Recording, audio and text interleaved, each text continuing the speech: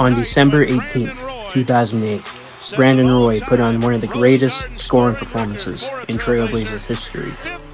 Going up against the Phoenix Suns, Roy exploded for a career-high 52 points, draining 5 threes and leading Portland to a thrilling 124-119 win. This game was more than just a scoring outburst. It was a statement. Today, we're breaking down what made his performance legendary and why Brandon Roy was on track to be one of the greatest shooting guards before his injuries cut his career short. To understand how incredible this performance was, let's talk about the context. Going into this game, the Blazers were 16-10, riding high on young talent. Brandon Roy was a clear leader, averaging 22.6 points, 5.1 assists, and 4.7 rebounds a game that season. But this wasn't just any game. It was a battle against the Phoenix Suns squad that still had Steve Nash, Amari Stoudemire, and a rundown Shaq running as their fast-paced offense. Portland needed a big performance, and Roy stepped up in the biggest way possible. From the opening tip, Roy was locked in. He started attacking the Suns' defense with his smooth pull-up J's, crafty drives, and deep threes. By halftime, he already had 21 points, showing why he was one of the most complete scorers in the NBA. But the real fireworks came in the second half.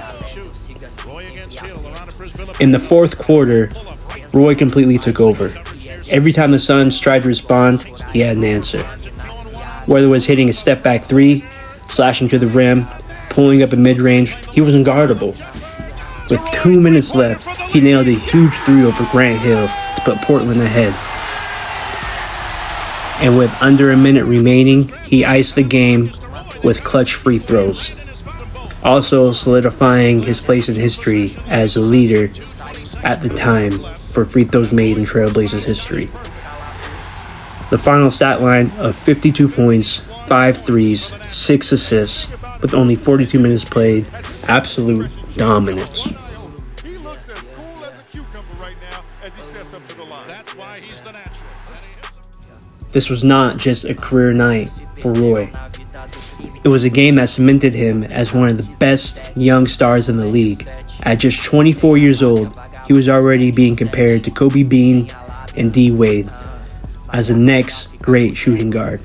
In fact, after the game, Kobe himself said that Roy was the hardest player to guard in the Western Conference. That's a bad boy. And I think making it the second time just kind of solidifies yourself in terms of being one of the premier players in the league. How you doing, man? I'm good. Good. Happy to be back at All-Star Weekend, man.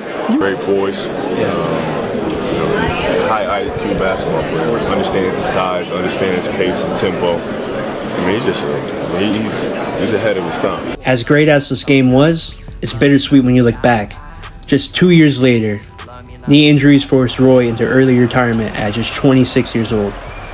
What could have been a Hall of Fame career was cut short, leaving fans wondering just how far he could have gone. In his prime, he was a walking bucket, a clutch performer, and one of the smoothest scorers in NBA history. If injuries never happened, where do you think Roy would rank among the all-time great shooting guards? Let me know in the comments. Brandon Roy's 52-point game is one of the most underrated performances in NBA history. If you enjoyed this breakdown, drop a like and subscribe for more classic NBA performances.